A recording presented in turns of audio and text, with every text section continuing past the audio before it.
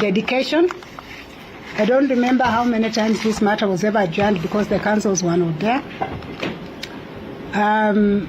I do not remember how many times, probably the last time the matter was coming for judgment when the accused persons were not there. The state was always in attendance, and we've only been able to deliver this judgment. Now, police in Nairobi are investigating the murder of a businesswoman found dead at her rented apartment in Lumwera Gardens, Kilimani area this morning. The lady, identified as Monica Kimani, was chatting with her brother last night before she suddenly went silent. Worried of her whereabouts, the brother visited her house to ascertain her safety, only to find her body in a bathtub with the head chopped off. Her body has been taken to Chiromo Funeral Home.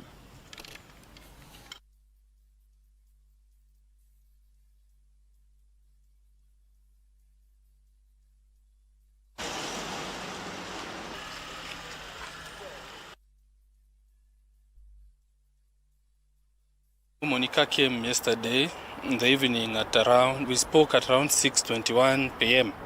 That's when she landed from South Sudan. And she was leaving to Dubai today at night. So she was not even staying. I even asked her if she will go and see mom. She said no.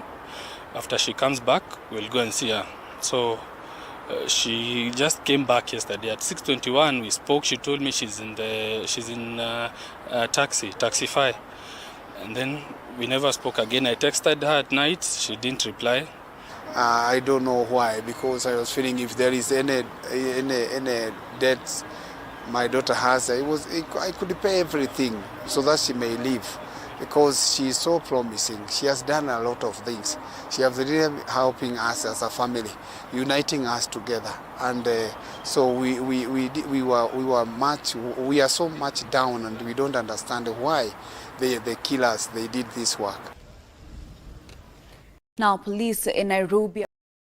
Yes, guys. So just the video that I've played, that one is what happened today in the court, and you'll find that the judge found that Jowi Irungu, yeah, you know him, Irungu is guilty as charged, and they found that he murdered Monica Nyawira Kimani. And these are deaths that happened in 2018.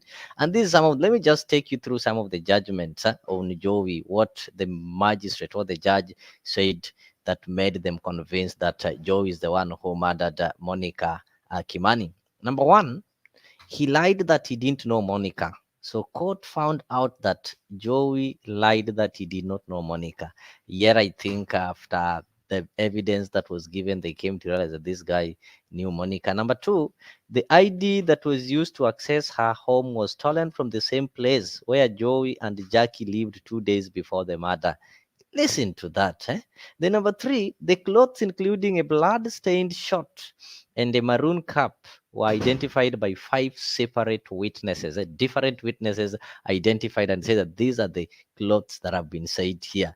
Then the gun that he borrowed from Brian Kazine was used to subdue Monica Kimani, and also identification parade that was done maybe in defense was also flawed. And argument that was forced by Jowi, what Jowi told the court that he could not have committed a murder in 10 minutes, this one was found to be null and void. It is possible. You can even commit a murder within a minute. The blood spots, the blood on the shorts found in Jowi and Jacky's home belonged to Monica. That is after I think they did some forensic investigation. They tested this blood and found that they matched. Then Jowi found to have been an unreliable witness, and there was a malice afterthought that proved that prosecution proved that this guy prepared to commit this murder. So that is why Jowi was today charged, and the charges confirmed that he is guilty as charged. So what he's now waiting for is sentencing. So sentencing, that is the day that the magistrate is going to say that, okay, we found you guilty. Then according to this article, according to this blah, blah, blah, blah, blah, we are now going to take you to jail for these specific days, or we are now going to take you to jail for these specific years, or something like that.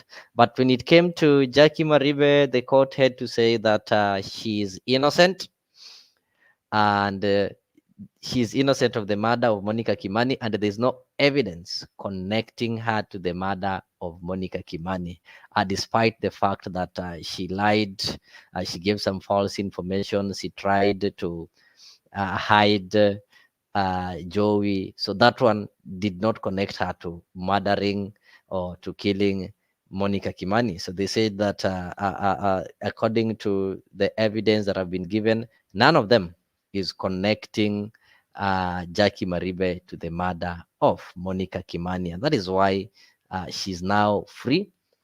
That is, I think, a battle that she fought for 6 years, something that even destroyed her reputation. So what we know is now that she's now going to rise up and get back to the drama queen, the Jacky that we know, the Jacky that we used to see on our screens. That is how life is. I don't know your take on that. I know people having different opinions. Kuna wale wanasema, oh, boy child ana mtu wa kumtetea, mara oh, girl child, it is about you know who you know, it is about blah blah blah blah.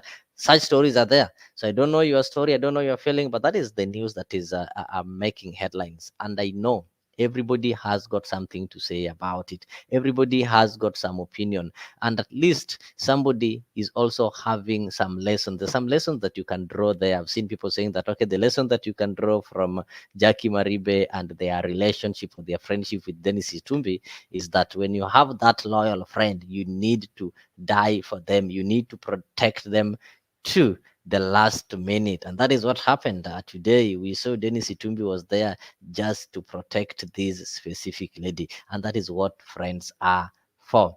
Maybe I just want to play this video so that it can tell you. Get into that, but if you're wondering where our sports team is today, be sure to join us in our subsequent bulletins. We will show you why our sports team is away from this office. Oh no! Oh my God! Oh no! Oh no! Oh my God! Oh my God! No! What are people doing? Oh my God! Stop you! Oh my God! What are you doing? I think we've ended the news. Thank you. Dennis. Oh my God! Wait.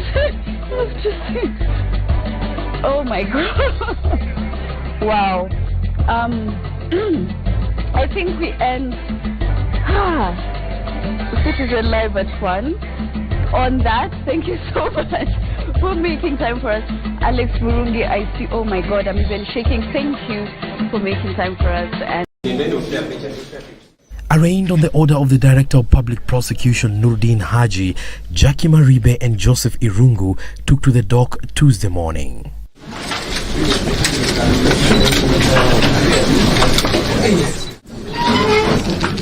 To the world, Maribe might have been painted as an accessory to the murder of Monica Kimani, but to her father Mwangi Maribe, she remains daddy's girl. The two taking it easy in court, in contrast of the monstrosity of the charge awaiting the TV anchor. Her mother was also here to comfort her. Irungu, the man police accused of carrying out the murder, sat pensively next to Maribe, chewing gum. And when the court session started, the plea was moved to Monday, even as Maribe's lawyer Katwa Kigen asked the court to proceed without further delays. If it were to be the case that that mental assessment must be done, we would pray that we come back this afternoon. Yeah, so I appreciate all those things, but the mental assessment needs time.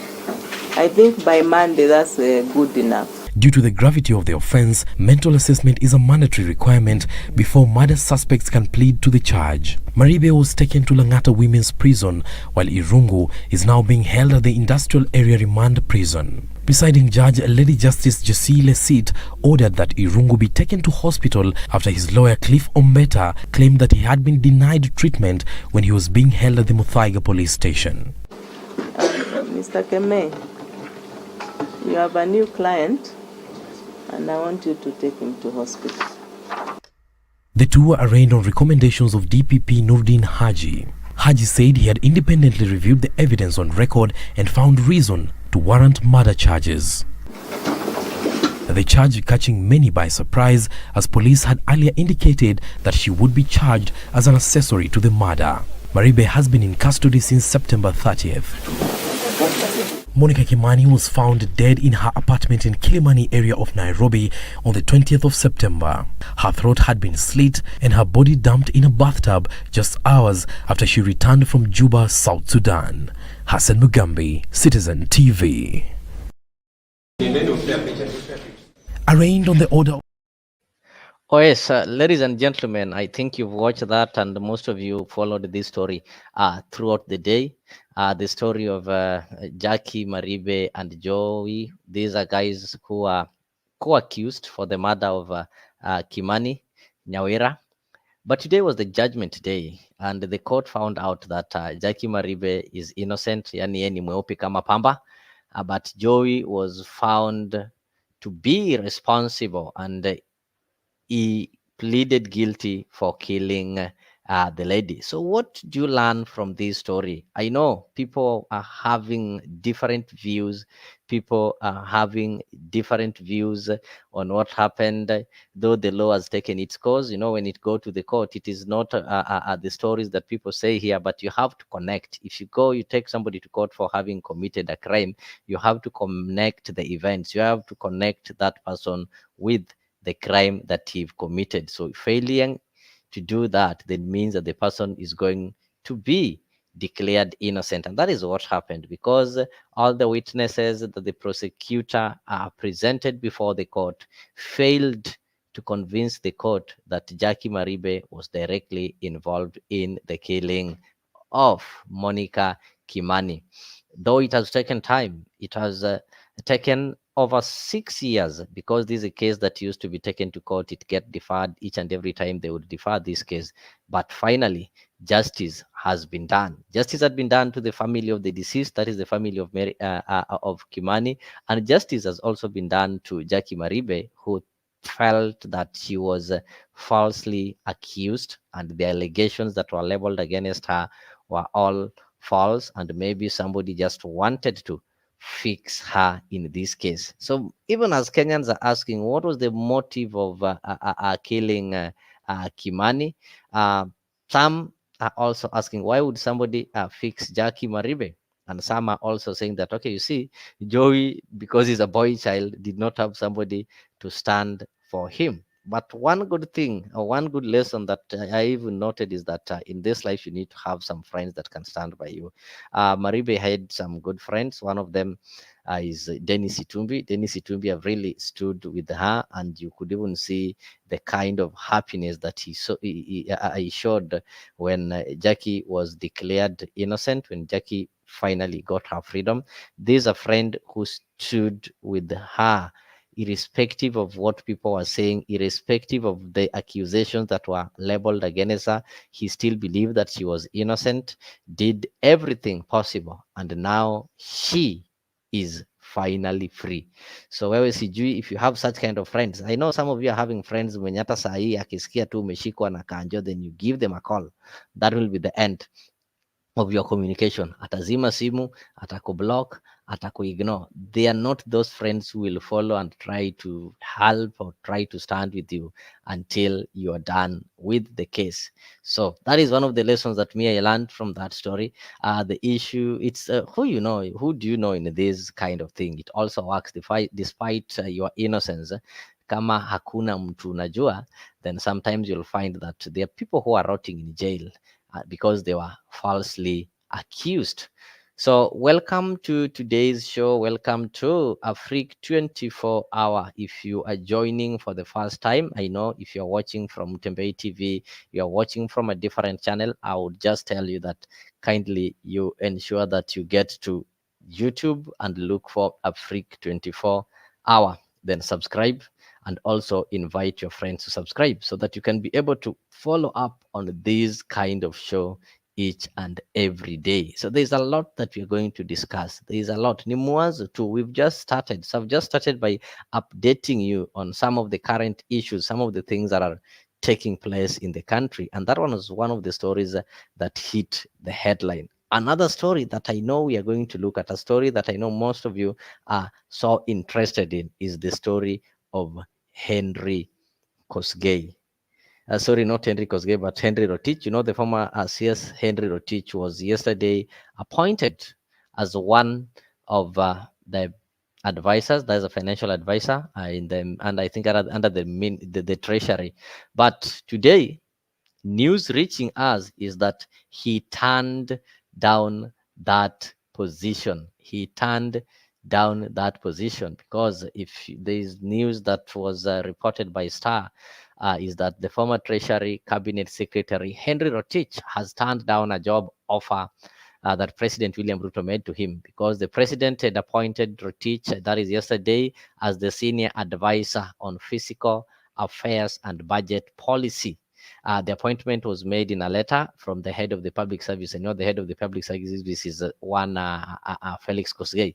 But you know, when he managed to speak to the Star today, the former CS said he will not be taking up the role, and he believes that he will be of he said he believes he will be of value to the country if he is deployed to the Central Bank of Kenya, where he has served for years. So amesema, like, the work that the president is giving him, that work is okay, but he's not taking it. He wants to be taken to the Central Bank of Kenya. That is the place that he says he served several years and he's having more experience. So that is when he will be giving some value to the country. But just giving mere advice, hiyo kazi amekataa. Hiyo kazi amesema ni kama mwachie somebody like Professor David Ndii. And I remember some people had already started arguing that that is duplication of roles, because the role of advising the president on the matters economics was given to David Ndii. So now appointing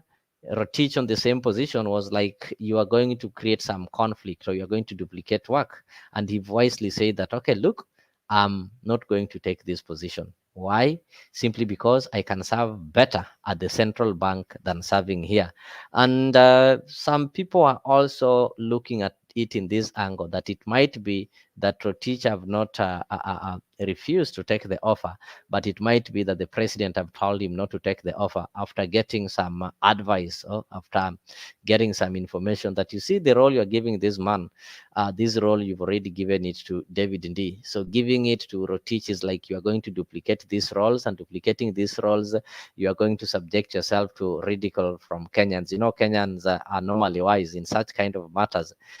They are quick to understand, and they are quick to come up with names, and maybe the president didn't want such kind of embarrassment. I don't know if that is true, but if deployed to the Central Bank of Kenya, as Henry would wish, he will be serving under his former, you know, right now at the central bank, we are having somebody called Kamau Thuge. Kamau Thuge used to work with Rotich in the same not the same position, but they were working at Treasury. Yeah? Kamau Thuge was the Treasury PS when Rotich was there. And these same guys were also having a similar scandal, yeah?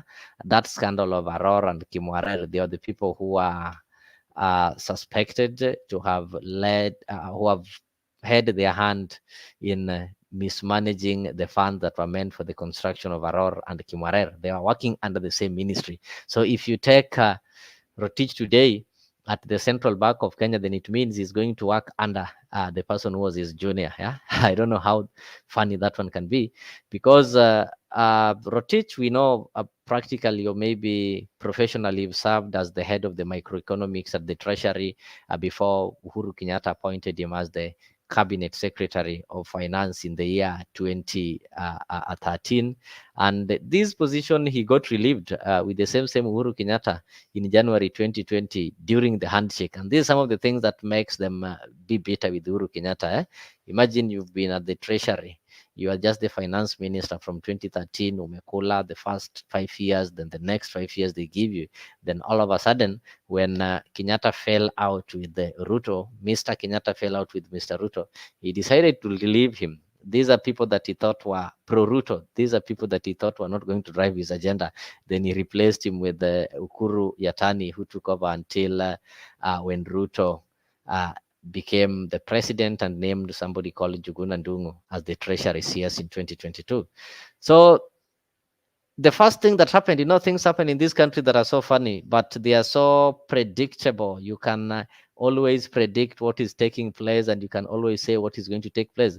These things are happening in sequence, because Rotich was having an active case, very well. He will not be appointed or be proposed as a CS or any public office because the case was on. So the first thing that happened is that the court had to drop Rotich charges on specific breaches under the procurement and public finance management laws. So that was happened last year, that is December 2023, whereby the court said that there was no evidence to show that Rotich participated in the mismanagement of the Aror and Kimwarer dam scandal. After dropping the case in December, so now after 2 months, 2 months from that, now you get some news that this guy is being brought back to government. That is what happens. Look at all those people who are there, even the cabinet secretaries. The first thing that happens, their cases get dropped. Once the case have been dropped, then they get lifted. It makes me also to laugh. Somebody I saw made some funny comment today after Jacky Maribe was acquitted. Somebody said that, okay, Jacky Maribe has been acquitted, awaiting for an appointment in the State House, a role of her choice. I don't know how true that one is, though hizo ni maoni za watu. So that magistrate said that there was no evidence to warrant him, that is Rotich and the accused persons, to be placed on their defense. So they were acquitted, and after that mazuri yameanza kumfuata Rotich, na tumeona amekataa, sio kukataa, bali amesema mimi hiyo nafasi mnataka kunipatia ni sawa, lakini sitakuwa of help sana. Unlike if you want me to help this country, munipeleke pale Central Bank. So I'm just trying to tell you some of the stories that are making headline. Of course, we are going to debate on that, and we are going to get your view. How do you feel about it? Yeah, Rotich is coming back. Rotich is declining, but is suggesting that mimi musiniweke hapa, muniweke pale. I don't know what the appointing authority, that is the president, is going to do, but it is a wait and see.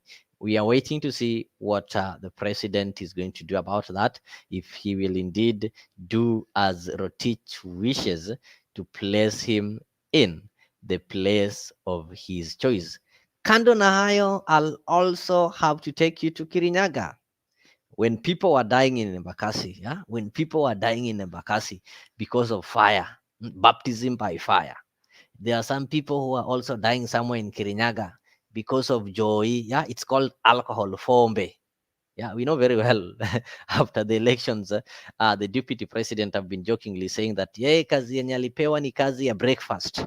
When I say kazi ya breakfast, I mean kazi ya maziwa, kazi ya majani chai, kazi ya kahawa. Lakini kuna mahali tu alisahau kazi ya sukari. Sijui nani alipewa kazi ya sukari. So he realized that the breakfast is not complete. The breakfast is not breakfasting because ilikuwa ni maziwa, majani chai na kahawa. Lakini walisahau pia, for the breakfast to be complete, wanataka mikate kidogo na sukari. Apart from kazi ya breakfast, the deputy president gave himself kazi ya kupambana na pombe haramu. That was one of the roles that he gave himself, that yeye anataka kufanya kazi ya kumaliza pombe haramu. We saw the energy, we saw the campaigns that he put across to ensure that he fights pombe haramu. He did sensitize his people. But all of a sudden, something strange happened. About 26 people lost their lives kwa sababu ya kukunywa pombe haramu, third generation alcohol. Sijui, I don't know what you people drink, but I know the people who are drinking alcohol, but it has never affected them. So in this case, people did not come blind. people lost their lives. So there's turn of events. The deputy president now claims that Martha Koome, Madam Hot Air, is responsible for illicit brews in the Mount Kenya. And he claims that because Martha Koome also comes from central Kenya, Martha Koome pia ni mtu ya milima, hajafanya chochote kama mtu anatoka milima kuhakikisha kuwa pombe imeisha milima. In other words, I don't know how you take it. I don't know if Gachagua wants to try to drag Martha Koome so that Martha Koome pia aanze kuonekana kama yeye ni chief justice ya watu ya milima. Let me play for you this video. You listen to what he had to say. Mimi nasema, I want to say here today, hata kama tuko na shida kotini, na mimi I want to appeal to the Chief Justice, Lady Justice Martha Koome. Wewe Martha Koome ni mtoto wetu hapa katika mlima Kenya. Imekuwaje koti zako watu wote wakiwa wako na ile pombe baya, wanaenda mnapatia order waendelee kuuza sumu kwa watoto wetu? What has happened to our judges? How do you allow people to continue selling poison to our children? I want to ask Lady Justice Martha Koome and the judges, huyo mtu amepelekwa kotini mara 13 mkamwachilia. Saa hii watu wamekufa 23 Chief Justice and the judges of Kenya. What will you tell the people of Kirinyaga? Mtatuambia nini watu ya Kirinyaga? Na mimi nataka niulize majudges wetu, wakuwe patriotic na wakuwe reasonable. How do you apply the law to the detriment of the people that you serve? Huyu governor wetu Anne Waiguru amejaribu mambo ya pombe, lakini ametatizwa na polisi na watu ya kotini. And governor, I want to assure you, governor, from the executive, we are going to give you officers who will support you. Kayo mwana ogwetwa Iguru wale wao. Mwana mwenedere. Arang'ang'ana ari wiki namo ndoreka ciaro nuko rituhia ira wake. Siwezi kubali. Na mimi nataka niseme, hii vita ya pombe Rais William Ruto aliniambia niendelee naye. Watu wengine walikuwa wanasema ati Deputy President amepewa kazi ya pombe, kazi haina maana. Kazi haina maana, watu 23 wamekufa, sio ni kazi ya maana? Na nyinyi wasanii wetu wa Kirumba, tafadhali help us.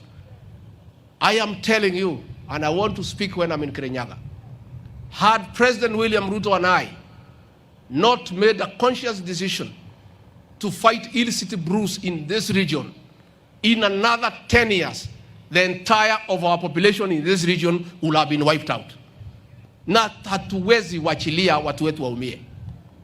Na mimi mwenyewe, I am going to call another meeting for all chiefs and assistant chiefs in this region. Nitawaita. And I am going to issue the last warning. Kwa sababu wanaona kama tunacheza. And the chief and assistant chief, ya hapo watu wamekufa, you have something to explain to the government. Sindio? Yeah, they have an explanation. Na hata OCS wa area hiyo huyu aende akiendanga. Aende akiendanga. Sindio? Mimi niseme, our police officers, we have done a task reform to improve your terms of service. We are going to increase your salaries by 40% in July 1. But we want also to give back society by doing the right thing. Muachane na hii mambo ya kitu kidogo. Nyinyi tutapatia nyinyi kitu kikubwa. Muachane na mambo ya kitu kidogo. Tumekubaliana?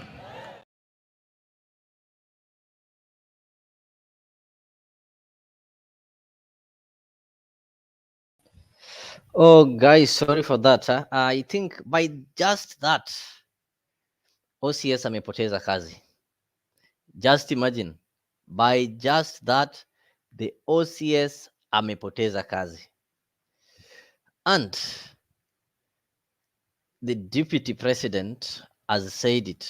Na amemaanisha kuwa it is the court that are really, it is the court that is really encouraging illicit brew in Kirinyaga.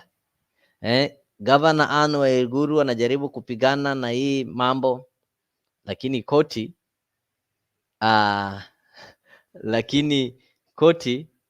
I don't know what the courts are doing. Mimi sijui venye koti wao inasaidia, lakini anasema kuwa governor anajaribu sana kupigana na hii mambo ya pombe haramu, lakini koti inawaangusha. And now is calling upon Martha Koome, kwa sababu Martha Koome pia anatoka Mlima Kenya, aingiliane na hii vita dhidi ya pombe haramu. And he is saying aingekuwa yeye na rais in the next 10 years the population ya Central Kenya ingekuwa imeisha. So I don't know how serious this thing called alcohol ama illicit brew imeingia Central Kenya to an extent that it is threatening the population, because it was really sad, and I have to say it was sad to lose over 20 people simply because they've taken illicit brew. Hawa ni wale watu walikuwa wametoka, mtu amepata pesa yake kidogo akasema aende ajivinjari, aende apate, like they call 2 or 1 for the road. But in the process you find that saa zile ulikuwa umeenda kunywa kwa starehe ili ujistarehe, you end up losing your life. It's really so sad, but I don't believe that the Chief Justice should be dragged in this. I think there are various bodies that are concerned. They are the county government that gives the license. I think that one, the first person they need to ask is Anne Waiguru. How did she manage to give the trading license to somebody who is selling illicit brew? Because I know, and Waiguru knows, and everybody knows that this person was paying some taxes. Apart from paying taxes, this person had some license, and he used to renew the license every day, because this is a bar that was in public place. Kuna wale watu wa music copyright walikuwa wanaenda hapo kuchukua pesa yao. Kuna wale watu wa kanjo walikuwa wanafika pale kwenda kurenew license. So blaming Koome, I don't know if Koome walikuwa wanataka atoke pale Supreme Court moja kwa moja, aende afanye testing pale ajue pombe gani ni mzuri ama gani ni mbaya. I don't know, but that is what the deputy president said. And maybe for the people who have not heard it, I can just replay it. It was cut short, but sorry. Welcome, good day. I can see you're saying better late than never. Yes, when it's better half a loaf than missing the loaf. We were late, a bit late, because we had a program in Bed of Roses. We went past the time that was scheduled. So wakisha toka mjua lazima tupanguze studio kidogo, tutoetoe hizo rangi za mapenzi, tuweke hizi rangi zetu za kawaida. But we are actually here. A lot has happened today. There are people who've been set free. There are people whose bond have been cancelled. Yeah, that is it. There are people who've complained that hii pombe inamaliza watu. Yani pombe inamaliza watu Kirinyaga, na Martha Koome amenyamaza tu. Sikiza tena.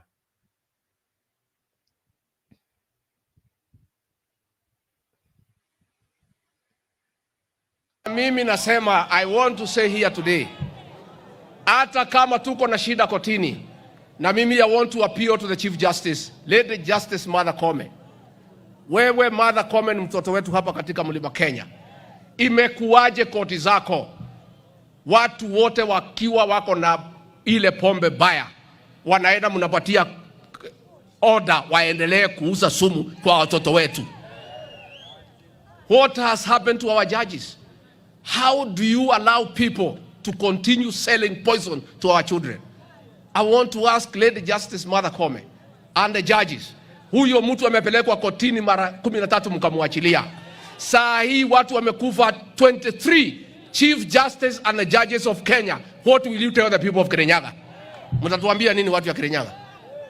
Na mimi nataka niulize majudges wetu, wakuwe patriotic na wakuwe reasonable. How do you apply the law to the detriment of the people that you serve? Huyu governor wetu Anne Waiguru amejaribu mambo ya pombe, lakini ametatizwa na polisi na watu ya kotini. And governor, I want to assure you, governor, from the executive, we are going to give you officers who will support you.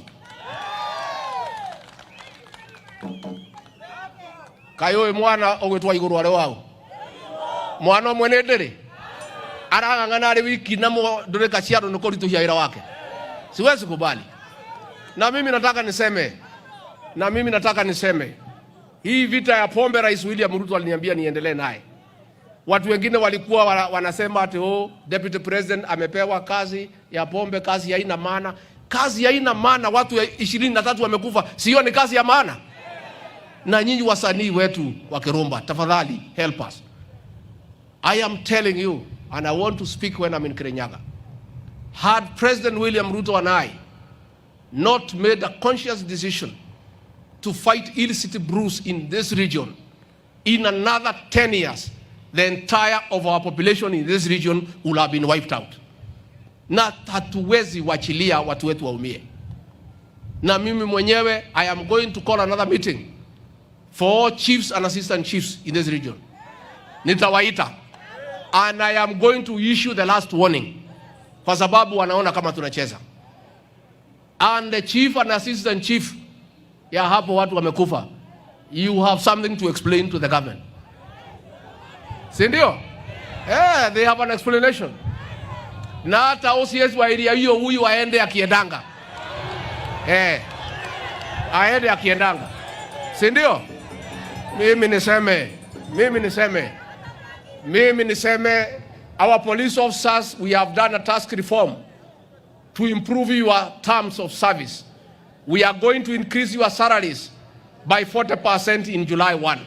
But we want also to give back society by doing the right thing. Muachane na hii mambo ya kitu kidogo. Nyinyi tutapatia nyinyi kitu kikubwa. Muachane na mambo ya kitu kidogo. Tumekubaliana? Oh, the deputy president was so emotional. I can really feel him. They were so emotional. But the problem that I have is that the people he is blaming are not the people he should be blaming. There's no way court can permit somebody to sell liquor because the court doesn't give the licenses. The court doesn't give some permits that allows you the trade permits. So the first person that the deputy president should blame is the governor, because for this person to be able to operate in Kirinyaga, obviously he pays the license there. There's this liquor department. Those people in the business of alcohol, they know there are so many departments that does some vetting, and there's even a board that does that. And if the person had been arrested for violating some parts of the law, then the person who arrested him or who accused him has got the bulk of proving the case. It is not the court. The court cannot just come and arrest somebody and start prosecuting. They are not arresting officers. They only give interpretation and listen to the cases. So it's so sad that this one has happened, that 23 people lost their lives because of alcohol. And the deputy president is the one that is mandated to fight Pombe Haramu. So at least the deputy president, I think, is going to take most of his time in Kirinyaga and the central part fighting Pombe Haramu so that people don't lose their lives. So good year, that is what happened in Kirinyaga. And maybe back to the story that you are asking, that you're surprised Henry Rotich turning down a top job. So the job is top, yes, but this is what Henry Rotich had to say. He said that, okay, the job is okay, but he will be of no importance. Yeah, you remember that President Ruto had appointed him as the senior advisor on fiscal affairs and budget policy. So he was going to be an advisor, just advising the president, not implementer. You know, somebody can give you advice, but it is upon you to decide to implement or to work according to that advice. Maybe Rotich have looked at the kind of the president that we have, and maybe he've learned something that Kenyans already learned, that the president is not somebody who can be advised. The president is somebody who operates irrespective of the advice that you've been given. He advises himself, and he appoints you or employs you as an advisor. Then you need to take his advice and advise him according to his advice. That is, you will ask him, Mr. President, what do you want us to do? Then he will tell you. then you will go and repeat the same words to him. So he doesn't want to be a ghost worker, actually. Apart from that, another reason that might have made him to turn down this job is, remember, this is a duplication of some, how do you call it? This is duplication of some roles. Because one, David Ndii is also performing the same roles. David Ndii is also an advisor on the economic matters. So when you talk of this thing called the fiscal affairs and budget policy, they fall under economic matters. So maybe Rotich sees that he doesn't want to have some conflict with David Ndii, whereby they're duplicating the roles. So that might be the reason why he turned down the offer. I'm not sure. We are just trying to speculate because we are not told the truth. So I can see engineer is in the house. Engineer, good evening. Can you hear me? Nelson or who? I'm trying to set in my earpiece. So give me a few minutes and then I'll join you. All right. No problem. So I hope good year you are getting it. So those are some of the things. But look, this is the excuse, not the excuse, but this is what he said. After the appointment was made by Felix Kosgei, he had to say that the president not going to take this offer. I'm not going to take up. He said that when he spoke to the Star, I think he said that he will not be taking up the role. And when asked why he will not be taking up the role, he said no.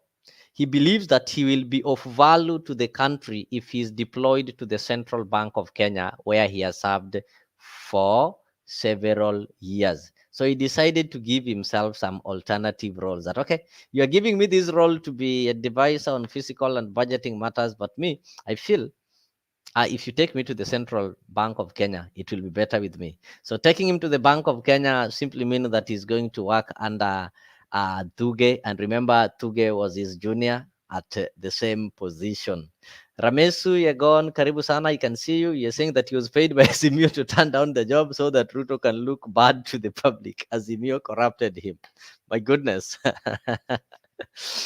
Okay, let me laugh. I'm sorry. Maybe you can expound on that. How did this one happen? Ramesu Yegon is telling us that, you see, Henry Rotich turned that job simply because he was paid by Azimio to turn down the job so that Ruto can look bad to the public. Azimio corrupted him. So who is this Azimio? Ramesu Yegon, can you tell us who is this Azimio and of what interest? Why would Azimio go and corrupt, maybe bribe Henry Kosgei and tell Henry Kosgei, don't take this job, so that Azimio can give him another job? What do you mean? Anyway, that is your opinion, and everybody is entitled to their opinion. Maybe you can tell me what you're feeling about that. Henry Kosgei amepewa kazi, lakini ameamua kusema mimi kazi sitaki. But you've said, mimi nataka munipeleke Central Bank. So Yegon, maybe I can just try to look at the CS that we are having currently. We are having people who are really qualified, and some of them are overqualified. But the problem is they've been given ministries that are not relevant to their field of study or to their expert experience. Like you find somebody like Eliud Owalo has been given that ministry of SIM cards. You find somebody like Murkomen, an excellent boy, has been given transport. So this is what Henry Rotich is trying to tell the president. Okay, look, I'm a professional. I've worked in the central bank. I have a lot of experience. I'll do much when you put me there than when you put me at this position that you want to give me currently. Could that one not be the reason? Yegon, get back to me. So, ladies and gentlemen, as I welcome Engineer Karibuni Sana, this is a Freak 24-hour. This is an open political talk. This kind of talk, we normally have it every day from 10 p.m. up to midnight. So you get an opportunity to discuss matters Kenyan politics freely, without intimidation, irrespective of your political affiliation, religion, or what you believe in. So we are looking at some of the news that made headline today, and we've said one of them was the issue of Maribe and Jowie, of which I know people are going to give their thoughts on that. One was acquitted, and the other one pleaded guilty, just waiting for sentence. A lot has been said. A lot has been said. A lot of lessons has also been drawn. Lessons based on friendship, lessons based on who you need to relate to, lessons based on who you need to know. And for me, there's something that I learned. I don't know, Goodyear, if you got it. There's something they called the doctrine of last seen, whereby if Mr. Goodyear, you go drinking with me tonight, you have to ensure that I reach home safe. Because if I fail to get home and you are the last person seen with me, chunga sana. So kindly guys, take care of your friends. If you go outside there, mumeenda kuonja kitu kidogo. So when you are going home, ensure, because you are the last person seen with that friend of yours, ensure amefika nyumbani safe. Hii mambo unaendanga utakuja kutafuta mtu after 1 week.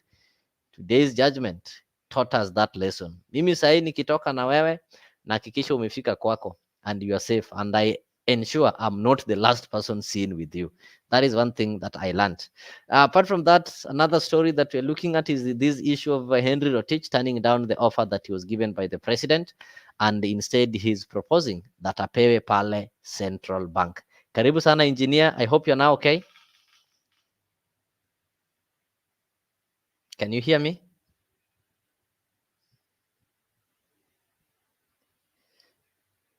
Engineer, can you hear? Okay. Yegon is telling me that it is a way for Azimio to make it look like people are rejecting Ruto. I don't think this is right. Why would people try to portray Ruto as somebody who is lonely, somebody who is deserted? I don't think Kenyans can be that evil. No. This country belongs to all of us, irrespective of our political differences. We still remain to be Kenyans. We still bleed Kenyan. So nobody out of their rightful mind can try to do that. Actually, everybody will be happy to see Rotich if it is indeed he worked well during his tenure when he was the CS Treasury Finance. Then everybody will be happy to see him getting back so that he can be able to fix things. Why can't you look at it in this way? Because William Ruto been saying that the government Uhuru Kenyatta did nothing, everything was flawed. So he fears taking those people who worked with Kenyatta. He fears that people might start telling him that, look now, why are you taking Uhuru's people? Does it mean that you're confirming that Uhuru had the best team? That is the fear that maybe Rotich was having. That is maybe one of the reason why he did, maybe he might have told Rotich that no, wewe sasa achana na hii kazi kwa sababu itachoma picha, wewe sema hutaki. Yeah? Why can't you look at it in that angle?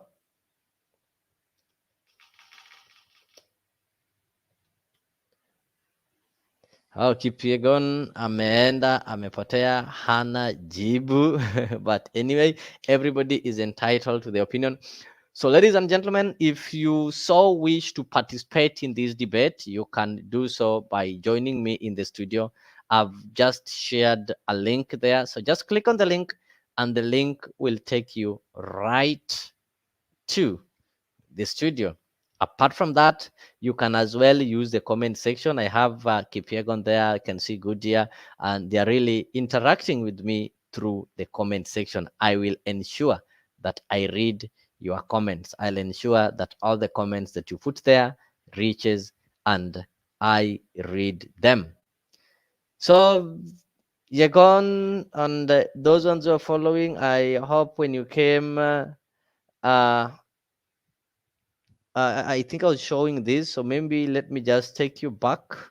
Let me just take you back to this court case that was determined today. I'll start it from where it started. I just want you to learn one lesson, how one Dennis Itumbi stood with Jacky Maribe to the last minute. I want us to start from the point of happiness up to when Maribe now needed somebody to stand with her mostly. Yeah, my speculation is that they had a conversation with Raila, and Raila promised him a cabinet position if he wins the 2027 elections to reject Ruto. I think Ayagon, this is now this is impossible. This is impossible. This is impossible. Eh? That he had a conversation with who? My speculation is that he had a conversation with Raila, and Raila promised him a cabinet position if he wins 2027. So who will leave a ready job for a job that you've been promised? Okay. Let us hear another person's speculation. Meanwhile, you can watch into that. But if you're wondering where our sports team is today, be sure to join us in our subsequent bulletins. We will show you why our sports team is away from this office. Oh no! Oh my God! Oh no! Oh no! Oh my God! Oh my God! No! What are people doing? Oh my God! Stop you! Oh my God! What are you doing? I think we've ended the news. Thank you. Dennis. Oh my God! Wait. Oh my God. Wow. I think we end Citizen Live at 1. Arraigned on the order of the Director of Public Prosecution Nurdin Haji, Jacky Maribe and Joseph Irungu took to the dock Tuesday morning.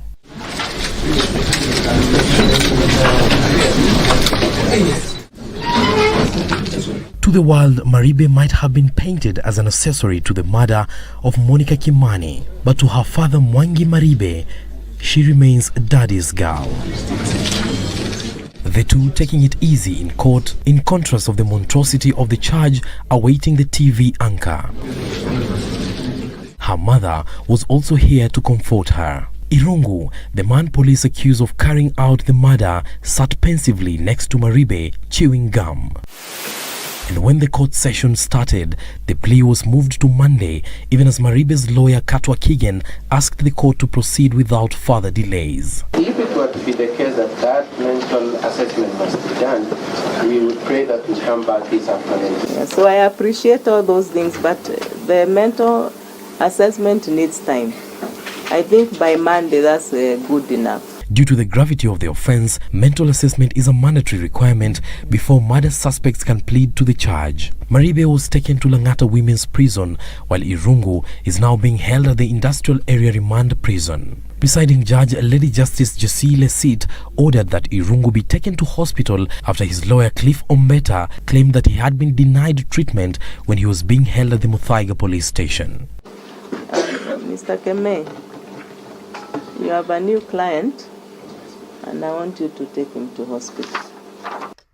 The two were arraigned on recommendations of DPP Nurdin Haji.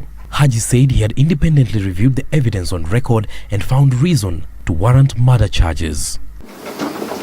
The charge catching many by surprise, as police had earlier indicated that she would be charged as an accessory to the murder. Maribe has been in custody since September 30th. Monica Kimani was found dead in her apartment in Kilimani area of Nairobi on the 20th of September.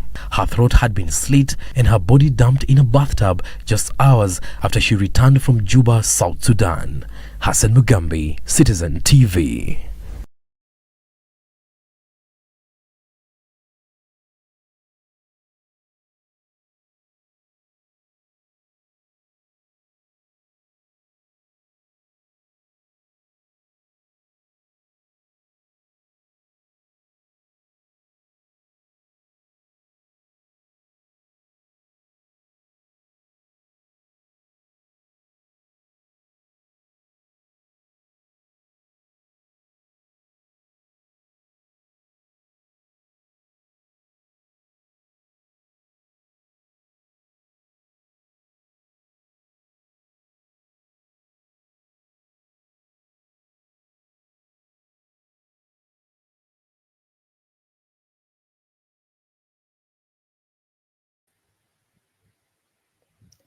Oh, Goodyear is saying that this case is very political on all levels. Okay, we are going to look at that. Okay, I think I don't know what is happening. Something keeps on kicking me out, but don't worry, I'll sort it. I'm just checking on it, so you don't get worried.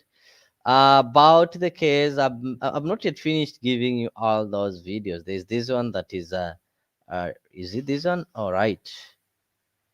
Now, I'll just police in Nairobi are investigating the murder of a businesswoman found dead at her rented apartment in Lumwera Gardens, Kilimani area this morning.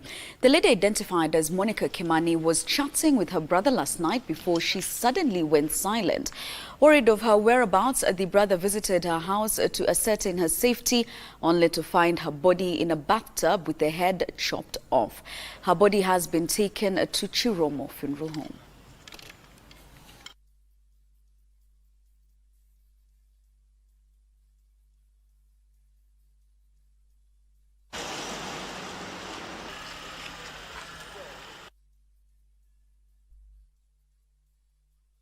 Monica came yesterday in the evening at around, we spoke at around 6:21 p.m. That's when she landed from South Sudan. And she was leaving to Dubai today at night. So she was not even staying. I even asked her if she will go and see mom. She said no. After she comes back, we'll go and see her. So she just came back yesterday at 6:21. We spoke. She told me she's in Taxify. And then we never spoke again. I texted her at night. She didn't reply. I don't know why, because I was feeling if there is any debt my daughter has, I could pay everything so that she may live, because she is so promising. She has done a lot of things. She has really helping us as a family, uniting us together, and so we are so much down, and we don't understand why the killers they did this work. Did Monica Kimani die? Well, the business lady was found dead in a bathtub with, she was found with a bathtub with her neck slit ear to ear and her neck slit, her hands tied from behind at Alamuria Gardens apartment in Kilimani off Dennis Street Road on September 20th, 2018. The body was found by her brother, George Kimani, when he visited Monica's apartment to ascertain her safety after he failed to reach her old mobile phone the whole night. Shadrach Media takes us back to how the news of Monica Kimani's death broke out. Upon Monica Kimani's arrival from South Sudan on September 19, 2018, police report indicated that she was dropped by a taxi at 7:30 p.m. She then left to collect a delivery at the gate, after which a neighbor identified as Owen came to her house to deliver South Sudanese car she had given him earlier. Another neighbor, a Lebanese national, joined the two at the apartment. The three neighbors were later joined by a fourth visitor, a man dressed in a pair of jeans, a grey hoodie, a cap and a white robe, otherwise referred to as kanzu. The man, who was later identified by police as Joseph Jowi Irungu, had registered at the gate as Dominic Kamau. Sina msichana mwingine. Ni huyu.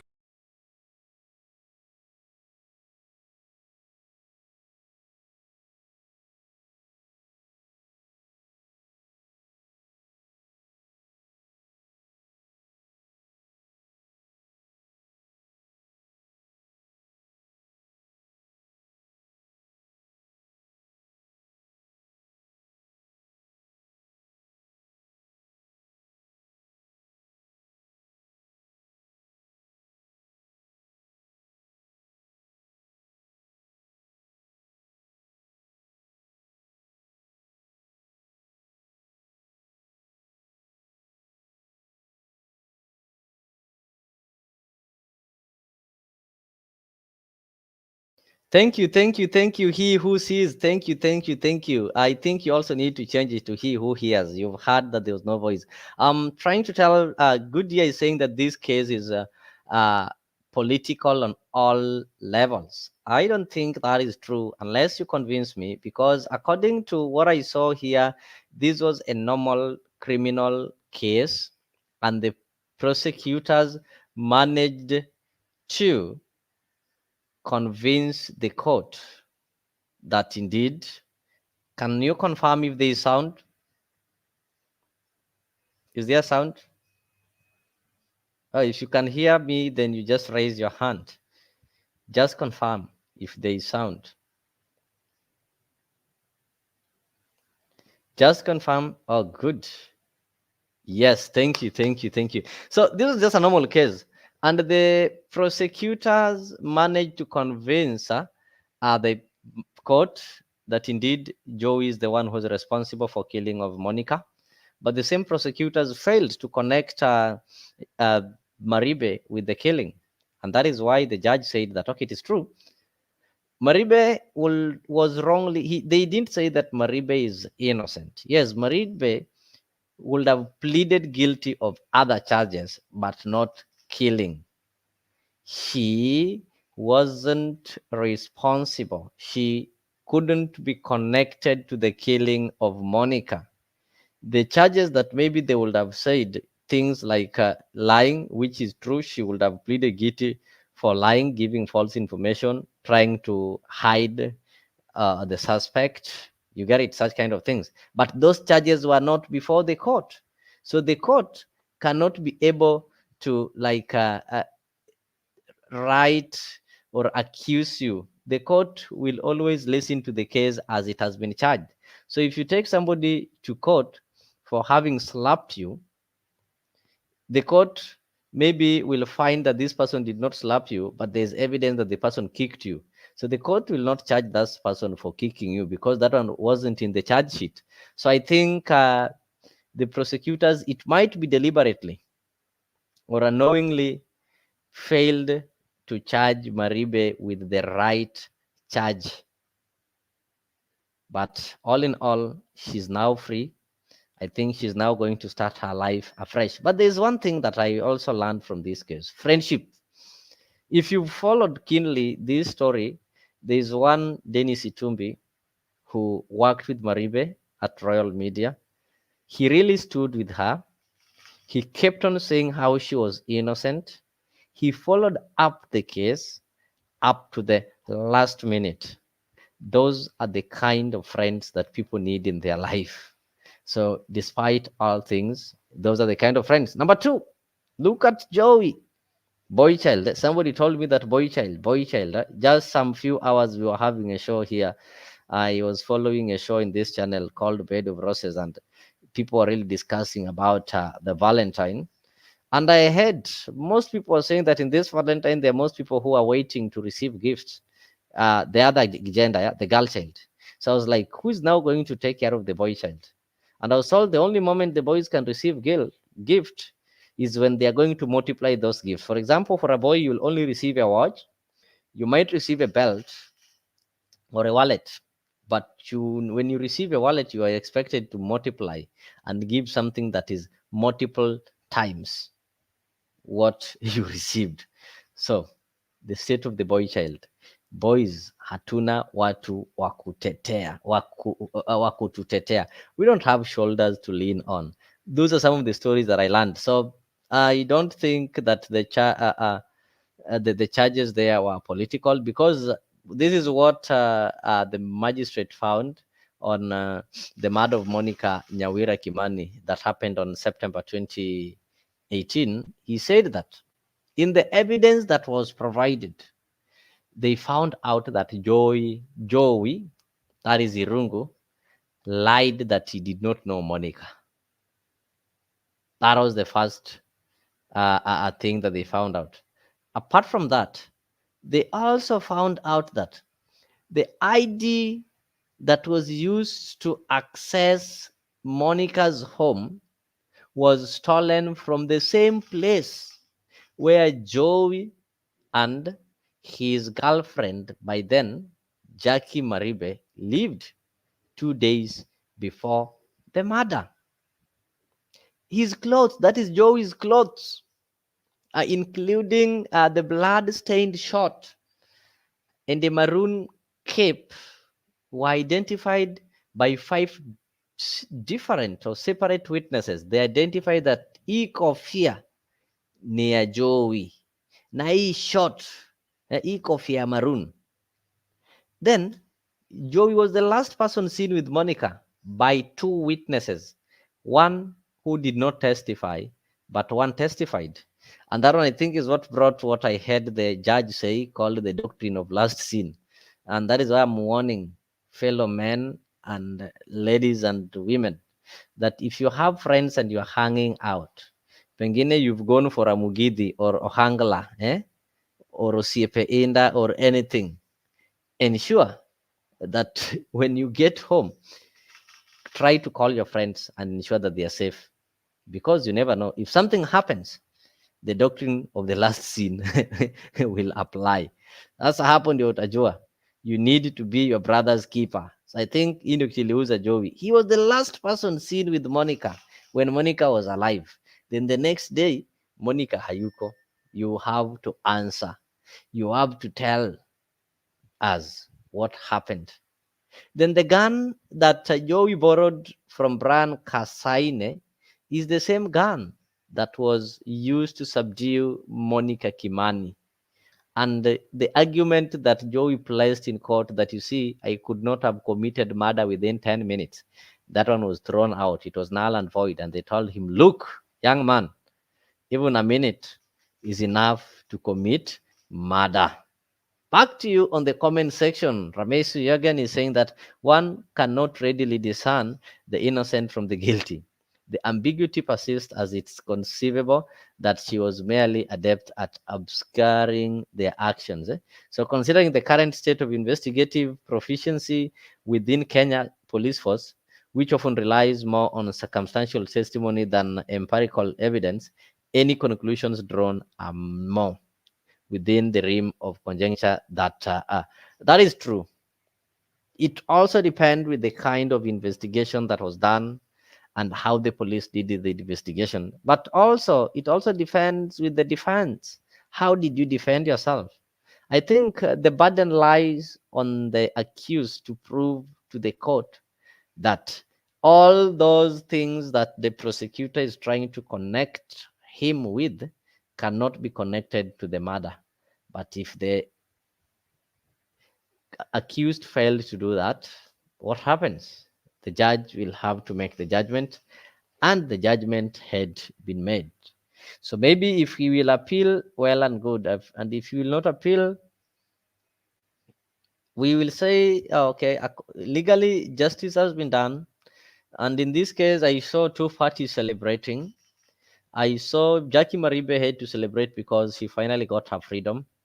And Monica Kimani's family were also celebrating because finally they've gotten justice. Though life had been lost and nothing can compensate the lost life, but it can be seen that justice is there. 6 years later, she got some justice, and that is it. So before I even close or before I even move forward, Yagon, what are you saying on this? Gachagua is at it again.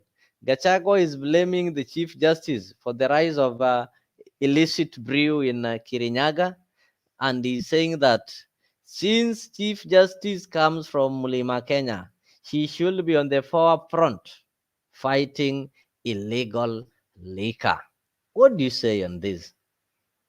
Mimi nasema, I want to say here today, hata kama tuko na shida kotini, na mimi I want to appeal to the Chief Justice, Lady Justice Martha Koome. Wewe Martha Koome ni mtoto wetu hapa katika Mlima Kenya.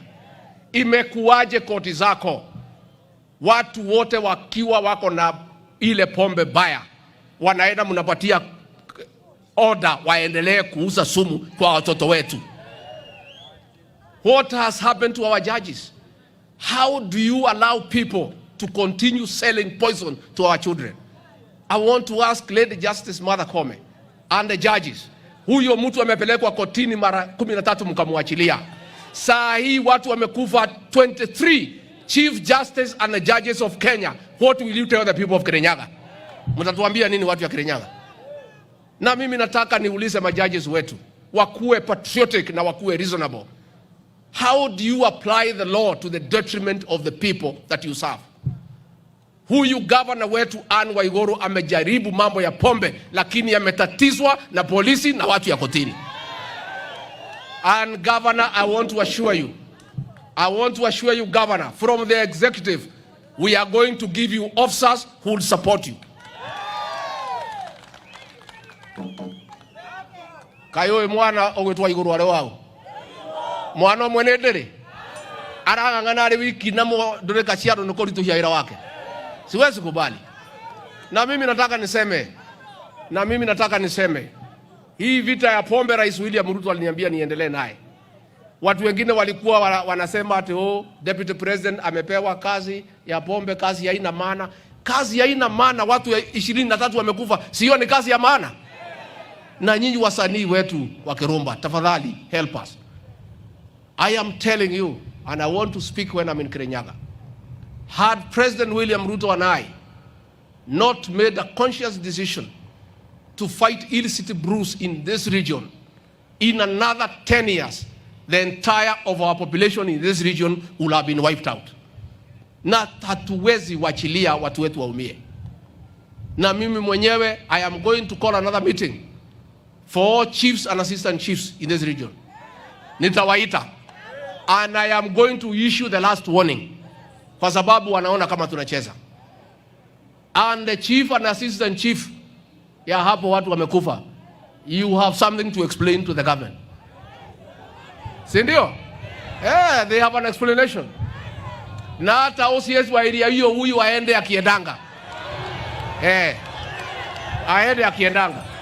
Sindio? Mimi niseme, our police officers, we have done a task reform to improve your terms of service. We are going to increase your salaries by 40% in July 1. But we want also to give back to society by doing the right thing. Muachane na hii mambo ya kitu kidogo. Nyinyi tutapatia nyinyi kitu kikubwa. Muachane na mambo ya kitu kidogo. Tumekubaliana? Yes, the police have been promised kitu kikubwa. So Mwangi Mudama, karibu sana. Feel free, welcome to Afrique 24. Good year, maybe just to answer your question. You say that a minute is long enough to kill. The judge said that the person or persons who killed must be a professional. What did that mean? So that simply mean for you to be able to kill somebody, actually you must be a professional in that. Nobody can just wake up. Even you, if you think of killing somebody, I don't know what would have happened to the moment that you think of that. There's something that are going to hold your hands back and tell you no, your conscience will not allow you. So for you to hear or to see somebody who is killing, these things are usually not by accident. They don't just happen. This is somebody who have killed. This is somebody who understands this game. And for that reason, I also agree with the judge that it takes only a minute for professional killers to take away life. So you cannot go to court and say, now I cannot be able to kill within 10 minutes. Kwani, do we have some minutes that are allowed? Like, do you have a specific minute that somebody can be able to kill? Like, I need 30 minutes or something like that. A minute is enough for you to hit your target. I wanted to know Yegon's take on the claim that Martha Koome has done nothing to stop illicit brew in Kirinyaga. I hope, Yegon, you're not going to tell me that Martha Koome or that person we was having bar in Kirinyaga had talked to Raila so that they can be able to reduce the population of Watu ya Milima. I hope you're not going to say that. So I just wanted to know your take on that as we wind up. I know though Goodyear also came late, however much he's saying it's better late than never. We should always be here up to midnight. So now we are 50 minutes past midnight, meaning we've really gone past the time. Though we did start at the right time, we started like an hour late, but we'll compensate that. Tomorrow being a weekend, if I'm not wrong. We'll have to compensate that. Oh, it seems. Oh, you're going. Oh, great! You're going to say. I recall the last I recall the instance last year when Gachagua articulated intentions to confront the issue of illicit brew in Kenya, a commendable endeavor that was unfortunately ensured in the web of politics. I don't think it is politics. I think there are so many people who are involved in this because there are some things you don't just wake up and start selling in this country. I can wake up and cook mandazi or cook chapati or have some chips mwitu and sell it. But I can't wake up and start selling beer. I can't wake up and start selling liquor. It is impossible. I need some licenses. I need some permits. Actually, there are more than 5 permits. You'll take a license. I don't know which permit kwa Kanjo, utachukua permit kwa Neema, kuna hii permit ya music copyright. It's a lot of permits. And for these people to be permitted, I think the owner of that bar doesn't produce the liquor. They are suppliers. So they are the source. This body called Kenya Bureau of Standards, which kind of standards do they normally check? How do these things reach the shelves? Do they have officers? Because me, for example, if I'm going to buy unga and maybe I normally buy unga called Pembe or Jogo, I don't know which Jogo is fake and which Jogo is original. We only look at the packets. We don't know how to measure the quality. This one is left to the Kenya Bureau of Standards. But even this alcohol that killed people, if you look at the bottles, they had the stickers of the Kenya Bureau of Standards. So there is somebody somewhere who is sleeping on the job. I think this is what Gachagua should go for. I come from Western Kenya. In Western Kenya, there are so many, people call them illicit, but they're not illicit. They're prepared in a manner. I've never had people die because of taken bosa. I've never had people die because they've taken changa. But in Central, I saw people dying because of taking beer. You see somebody getting blind because of taking alcohol that is in a labeled bottle. Huko kwetu zinakwanga ni chupa za plastic chafu and people don't die. So, do we blame this? Who do we blame? Do we blame the government agencies or we blame the route in the community? People have become evil. People have become money oriented. People have become, I think people have become greedy that they don't care whether they sell you poison.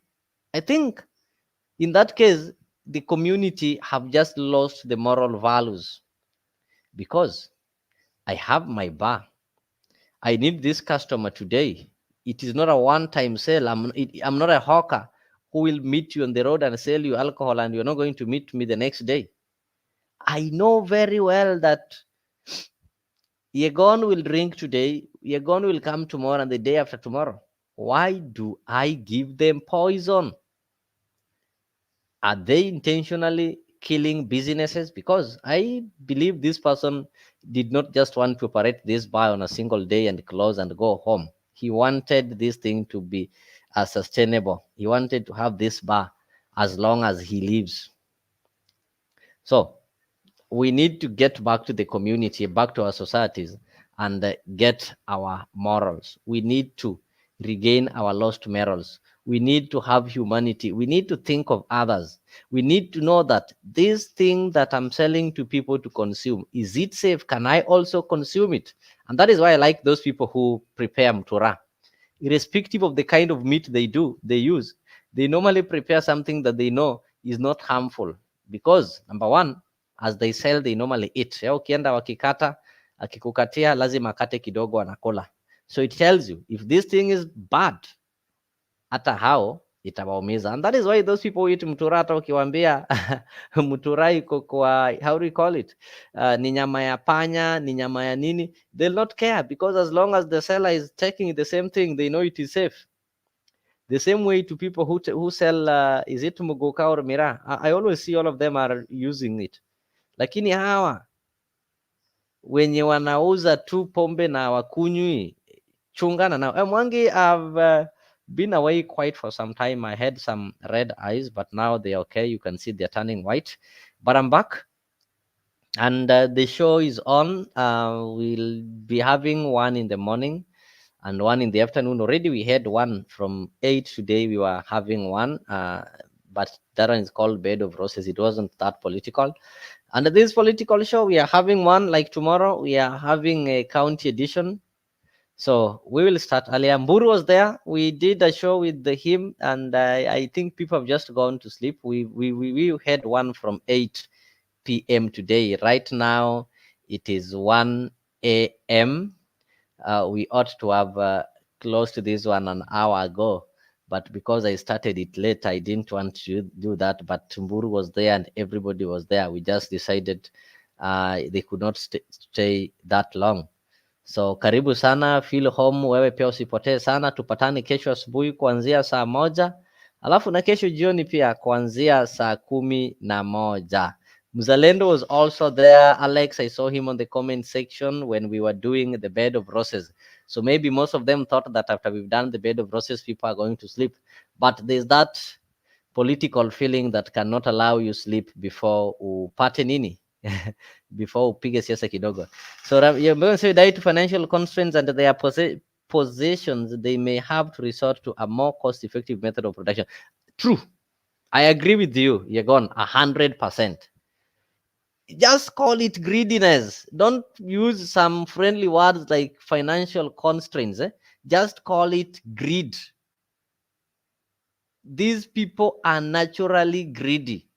You know very well that if I use this kind of ingredients, I'm going to produce this amount and my profit margin is going to be this. But they want to maximize the profit margin.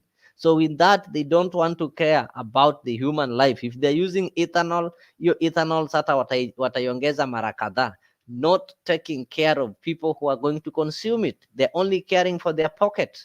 So what the deputy president needs to know is that he doesn't need to blame Martha Koome. He need to get back to his society. He need to get back to watu wake ya mlima and tell them greed does not pay. It is greed that killed the 23 people. It is not Martha Koome.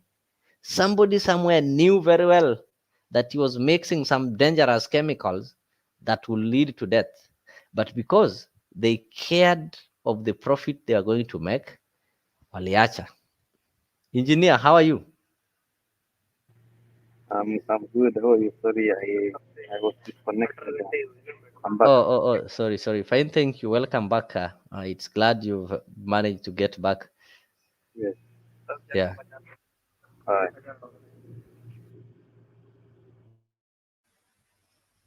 So karibu sana, tusikufungie nje hata kama tulikuwa tunafunga. We've only talked of a few things. We were weighing on the Jowi Maribe case, and we also had to weigh there's this issue of illegal or illicit brew that really killed 23 people in Kirinyaga, which is really sad. And today the deputy president was putting the blame on the chief justice. And the last thing that we've also weighed on was Rotich turning down the offer that he was given by the president as the advisor.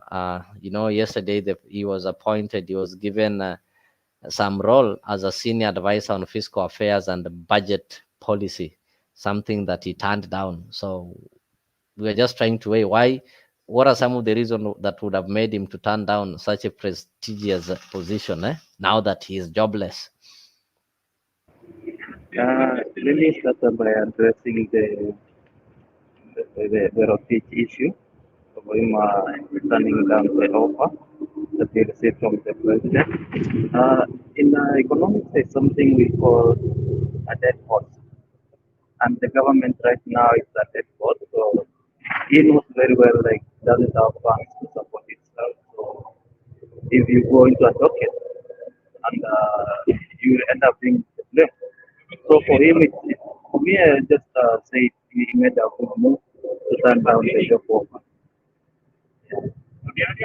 And for the Jowi Maribe case, I'm so happy that Maribe, she was taken off the book because for her crime was just to love the wrong person whom used her to commit a crime.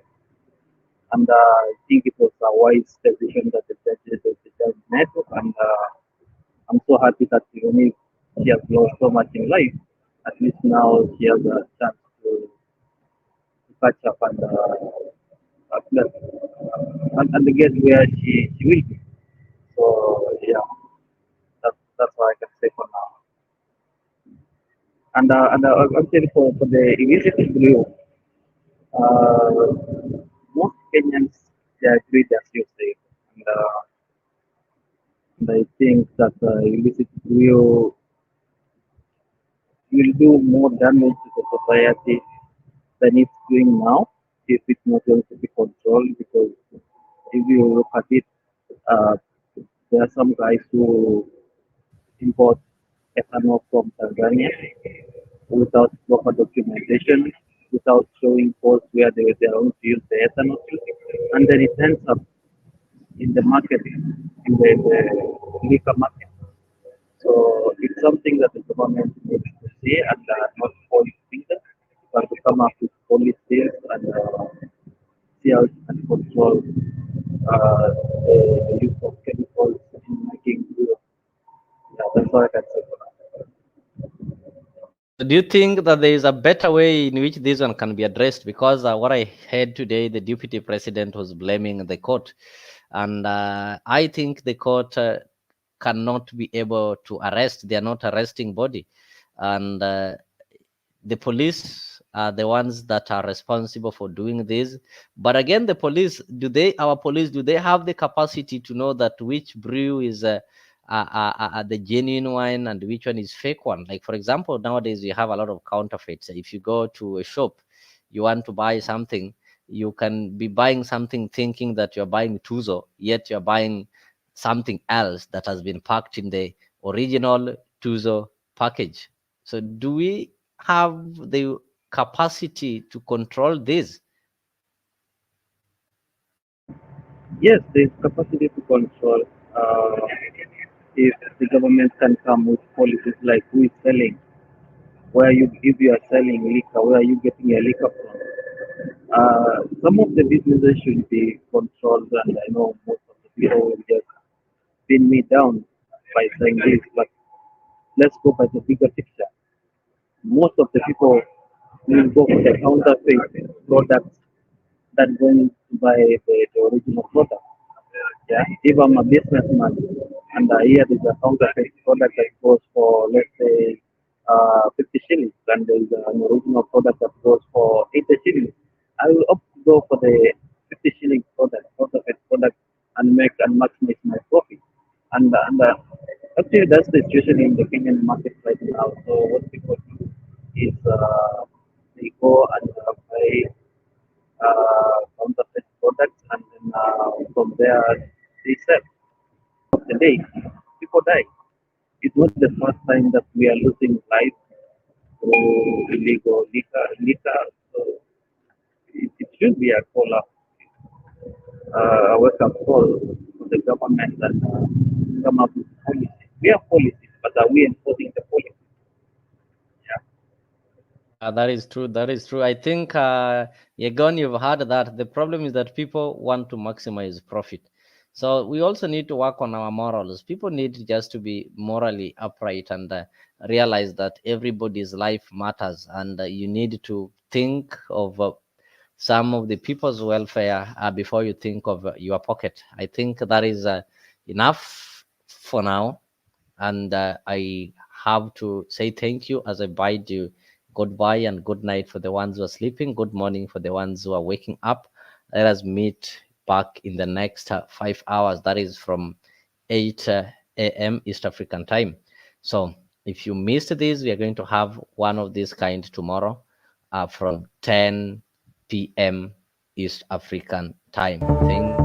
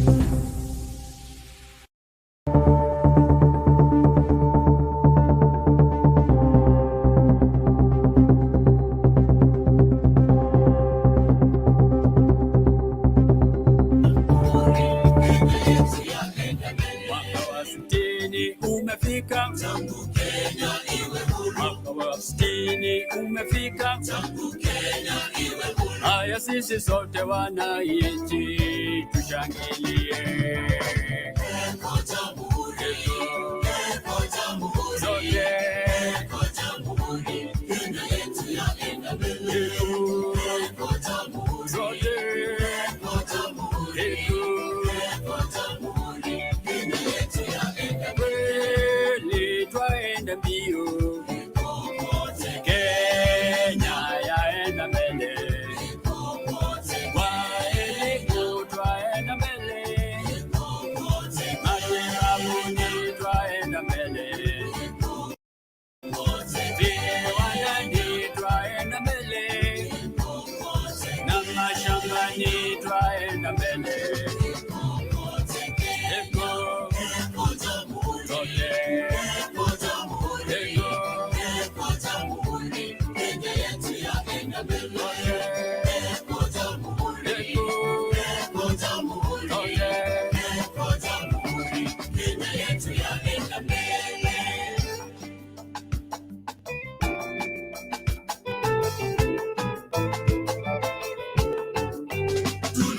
Tunajivunia Kenya nchi yetu, kweli yapendeza, kweli yavutia. Tunajivunia Kenya nchi yetu, kweli yapendeza, kweli yavutia. Kenya nchi yangu nitaitoloza, nitailinda maishani mwangu. Kenya nchi yangu nitaitoloza, nitailinda maishani mwangu. Ziwa la Victoria linaunganisha Kenya na Uganda, Kenya na Tanzania. Bila Mombasa, kutoa bahari, ogelea maji, jua tamu kupata. Kenya nchi yangu nitaitoloza, nitailinda maishani mwangu. Kenya nchi yangu nitaitoloza, nitailinda maishani mwangu.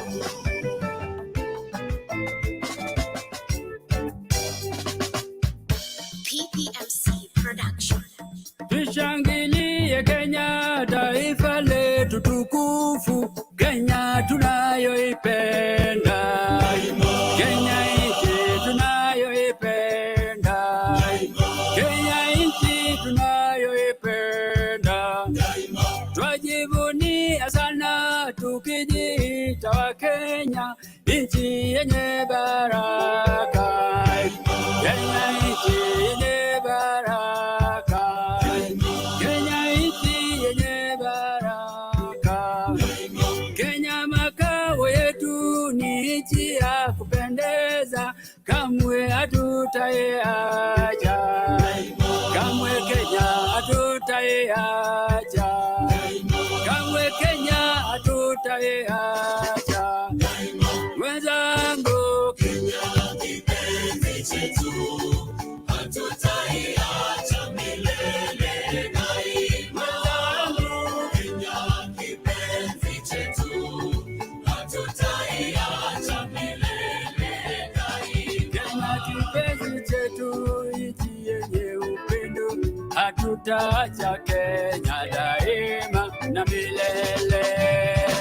Kenya kipenzi chetu, hatutaiacha milele daima. Kenya kipenzi chetu, hatutaiacha milele daima. Tumeapa sote wananchi wa Kenya kutumikia Kenya daima na milele. Kenya kipenzi chetu, hatutaiacha milele daima. Kenya kipenzi chetu, hatutaiacha milele daima.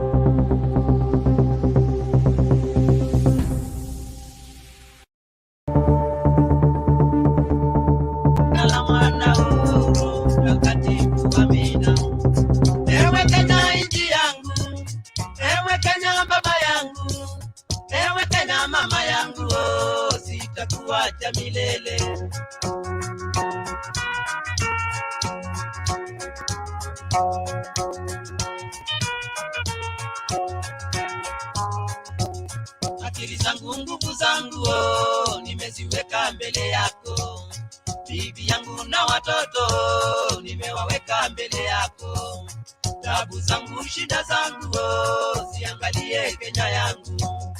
Tabu zangu shida zangu oh, ziangalie Kenya yangu. Ewe Kenya inji yangu, ewe Kenya baba yangu, ewe Kenya mama yangu oh, sitakuacha milele.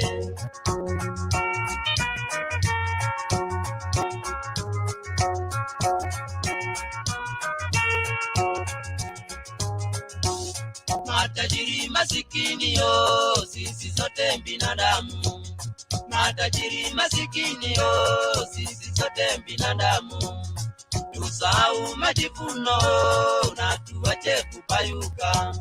Tusahau majivuno na tuache kupayuka. Utajiri majivuno siyo tikiti ya mbinguni. Utajiri majivuno siyo tikiti ya mbinguni. Kati yako ni ya leo, ile ya kesho ndiyo yangu. Kati yako ni ya leo, ile ya kesho ndiyo yangu. Ewe Kenya inji yangu, ewe Kenya baba yangu, ewe Kenya mama yangu oh, sitakuacha milele.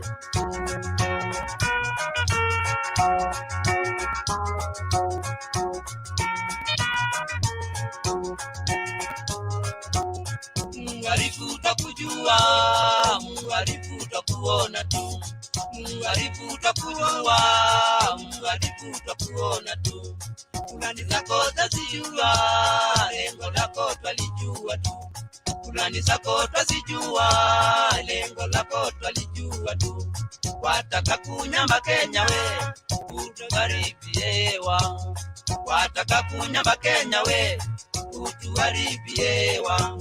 Harufu yako twaijua, hata ukipanda ndege. Harufu yako twaijua tu, hata ukipanda ndege. Ewe Kenya inji yangu, ewe Kenya baba yangu, ewe Kenya mama yangu oh, sitakuacha milele.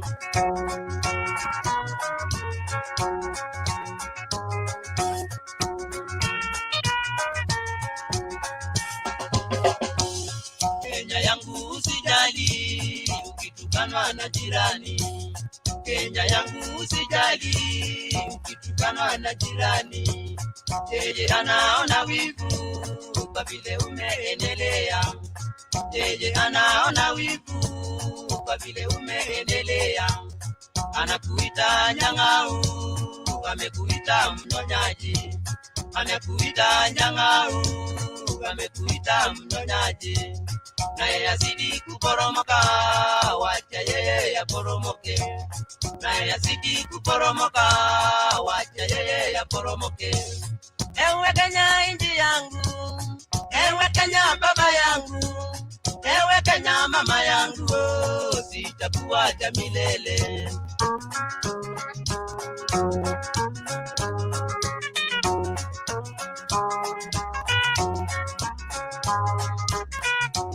Kenya we ni baba yangu, Kenya we ni baba yangu, Kenya we ni mama yangu, Kenya we ni mama yangu. Waja wao waporomoke, waja wao waporomoke. Viongozi wetu tuombeni, viongozi wetu tuombeni. Waja wao waporomoke, waja wao waporomoke. Wananchi tuombeni, wananchi tuombeni. Waja wao waporomoke, waja wao waporomoke. Majeshi yetu kuweni macho, majeshi yetu kuweni macho. Waja wao waporomoke, waja wao waporomoke. Waja wao waporomoke, waja wao waporomoke. Waja wao waporomoke.